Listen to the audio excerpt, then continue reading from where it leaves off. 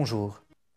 Cette semaine, Syndrome, le magazine des maladies rares, s'est penché sur l'énarchite aiguë, ou syndrome de la langue de bois, une maladie qui touche de plus en plus de Français.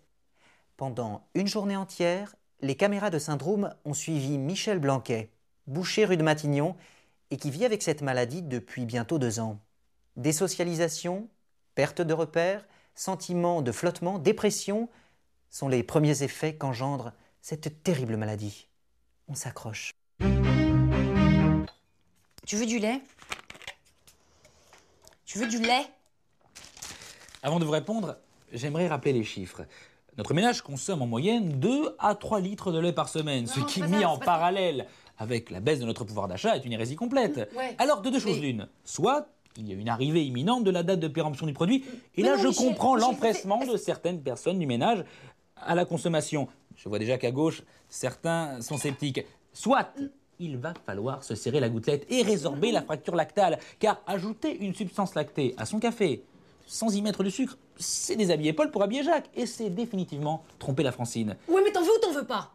Attendez, j'y arrive. Alors, vous voudriez quoi au final? Assister au naufrage du premier repas historique de la journée d'un Français? Remettre en cause les fondements même de la nutrition matinale? Je crois que sur ce terrain-là, nous nous fourvoyons. J'en ai marre. J'en ai marre. Je n'en peux plus, j'en peux plus. Je suis désolé de votre réaction et je vous invite à la reconsidérer.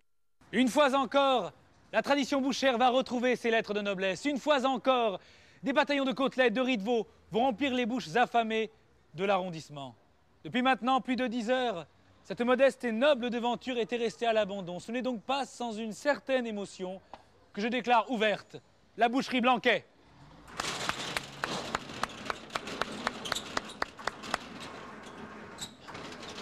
Allez visiter les boucheries voisines et vous verrez qu'ils ne font pas mieux.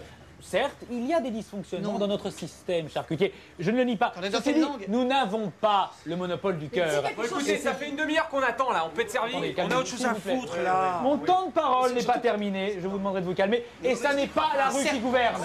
Alors, attendez. Non, attendez. Je comprends le désarroi de certains de nos consommateurs. Je dis juste qu'il faut que nous prenions conscience que le problème doit être éradiqué à sa source, de tout ce qu'il a de plus dangereux pour notre système. Il serait superflu d'ajouter quoi que ce soit à ces images qui parlent d'elles-mêmes.